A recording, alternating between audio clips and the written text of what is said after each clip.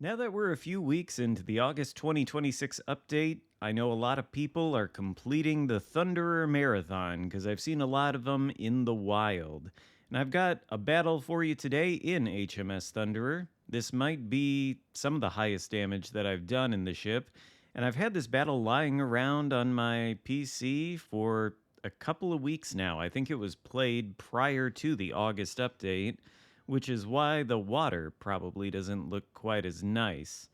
And I know I've featured Thunderer a couple of times now. I think in both of those times I was primarily focused on the power of the Thunderer's HE, which is immense, but I think it's important for new Thunderer owners to realize that you don't want to sleep on the AP.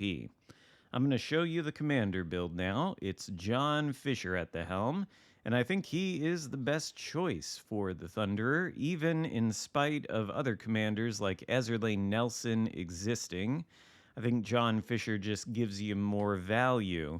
You could tell me that the Big 7 skill is what you want on something like this with really powerful HE and AP, but I really kind of like the Dance with Death skill on John Fisher, which reduces the main battery reload time as you lose HP, and Thunderer already has a really quick reload time to begin with, so that helps. And then the skill in the third row, Reformer, gives you another dispersion bonus of 7% and increases the main battery range. And of course, I think Thunderer really excels at being a mid to long range HE sniper. It can simply melt things, and if you're in that kind of position, they can't really do anything to you in return because you are, number one, really stealthy, especially if you build for it. You'll have noticed that the commander build has both Swirsky and Kondo as the inspirations, and with that, we have an 11.9 kilometer range. That gives us a lot of distance between the detectability range and the maximum range of the main battery, which is good if you're trying to snipe people and melt them with HE. And if you keep going dark to where they can't see you, it becomes really frustrating to deal with you, and you can be pretty toxic in that way.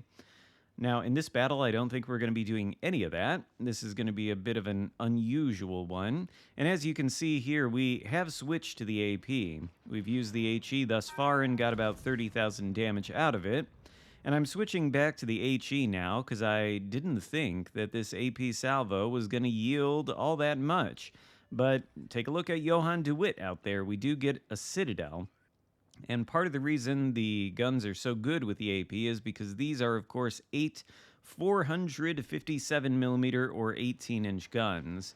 Not quite as large as Yamato, so they don't have a 32mm overmatch threshold, but they do overmatch 30mm, and there's a lot of 30mm plating amongst cruisers at the legendary tier. Plus, the AP damage is pretty good at 14,900.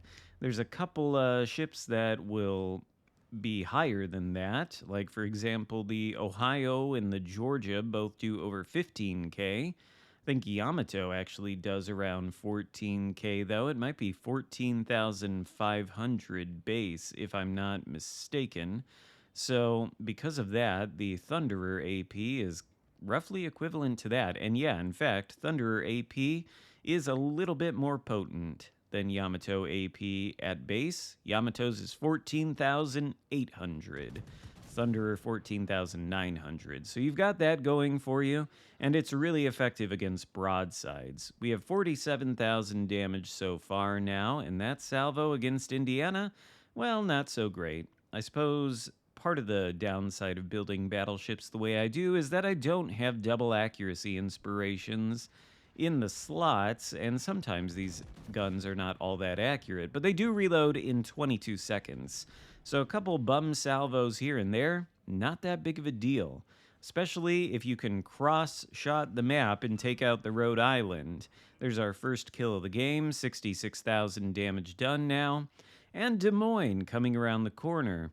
Des Moines is, well, actually, Des Moines coming around the corner, and Indiana as well. One thing you don't want to do in the Thunderer is give broadside to enemy battleships. Luckily for us, the Illinois misaims or something there. All his shells go into the water until he shoots the rear turret, which immediately citadels us. You can tell by the 13,100 damage it did. And that'll be something that's very common in the Thunderer. I think I've def struck one of these things before, because of course the belt armor on the side is the citadel armor. There's no layer in between, the citadel is just completely exposed.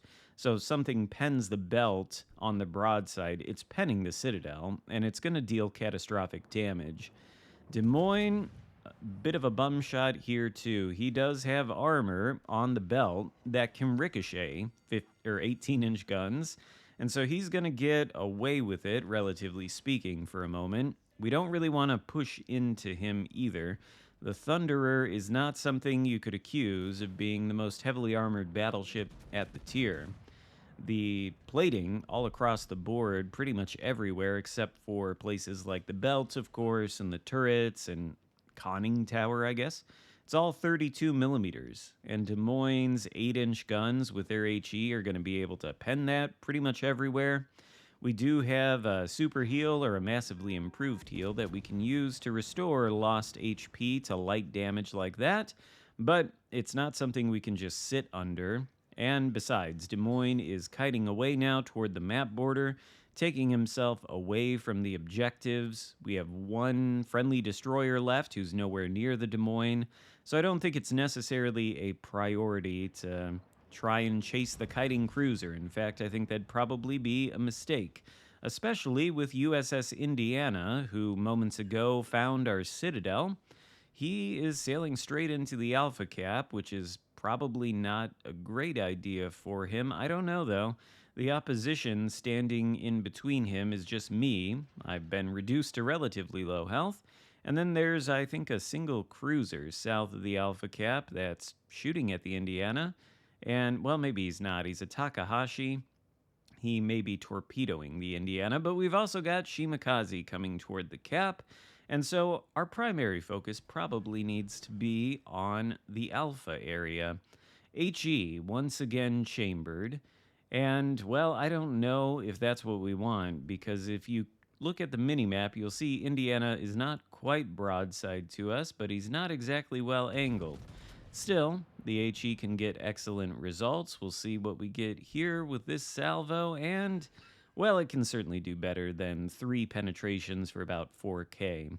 Should we switch back to the AP? Probably not. Indiana going around the other side of that island as somebody takes out the enemy Colbert, and at least at the moment, both teams are even in terms of kills. Although we've lost 3 battleships, they've only lost 1 and 2 cruisers. So I think they may be getting ahead of us on points here soon, especially if Indiana flips the Alpha Cap. But then again, we've got our friendly Shimakaze and some other cruiser in Bravo. I don't know that climbing up there into the enemy's spawn is necessarily the best idea when there is still this many ships left alive, but we'll see how it works out for them.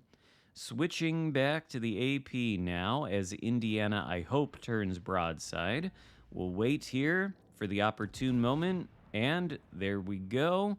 Thunderer AP coming in clutch and citadeling the Indiana. Suppose he's a tier 8 battleship, so it is what it is, but there's our second kill. 162,000 damage done now. And the biggest problem is the enemy Shimakaze inside of the Alpha Cap. If you look at the minimap too, you'll see the Des Moines is in the D2 or C2 grid square, and he is headed back in this direction. And of course, our friendly destroyer, which I believe is also a Shimakaze, has taken the Bravo Cap alongside the cruiser, so I guess it did work out well for them.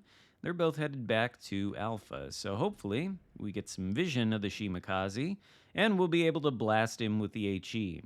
One of the most satisfying things I think you can do in this game is dev strike destroyers with battleship HE, and Thunderer is a great candidate for being able to do that anytime you shoot at a DD.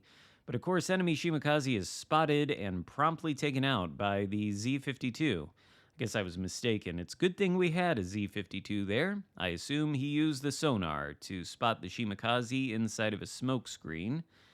Shimakaze, I think, takes down our Alaska, so that leaves us in a 4v3 scenario in favor of the blue team. But this, whatever this is, Minotaur out here, looks like he is open water dueling a battleship. And as you might imagine, that doesn't work out well for the Minotaur. He goes down, all of a sudden it's a 3v3.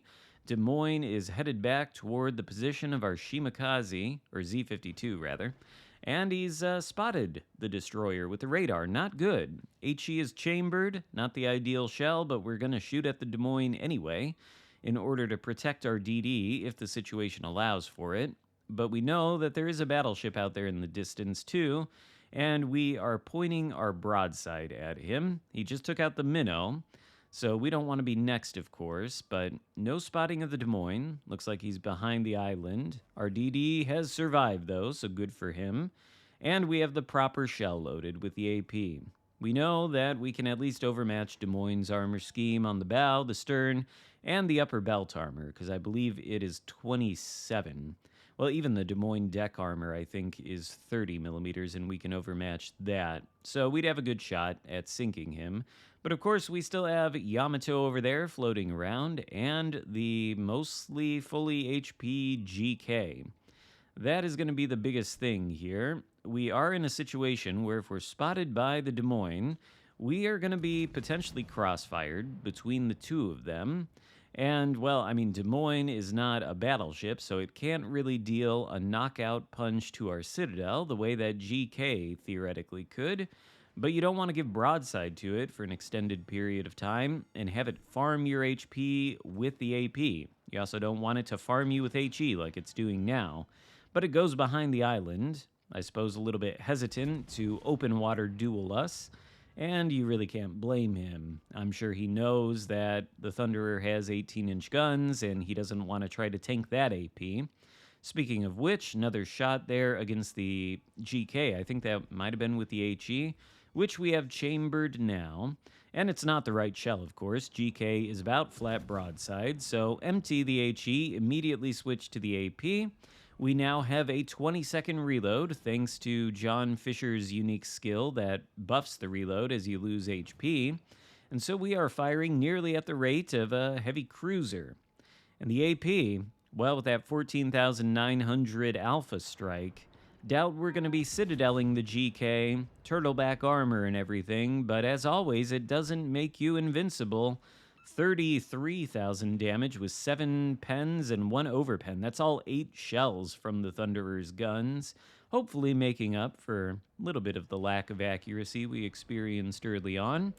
GK decides angling is not a good idea and is not necessary, but it really, really is. Unless we get a rather poor roll of the dice. That's not exactly great damage, but it's a lot of shells, a lot of overpens though. 221,000 damage. And that GK, which was pretty healthy at the start of this engagement, no longer is. In fact, I think his trip back to port is imminent. Just are we going to get the kill, or is that going to go to the cruiser that's been farming him? Nope, goes to us. And we are going to win the battle with that, essentially. 225,000 damage done, high caliber metal, 4 citadels, a lot of Thunderer AP. 3 fires, too, so I suppose you could say the shell selection in this match was perfectly balanced. All that's left is the Des Moines, who we chased out of the alpha area earlier. He did manage to survive, so, I mean, good for him, but it's a bit too late now. I don't think he had enough HP left after our initial engagement to make too many plays. He can go for the alpha cap, I suppose. That's where our destroyer is going. And if he radars him, he might be able to sink him as a consolation prize.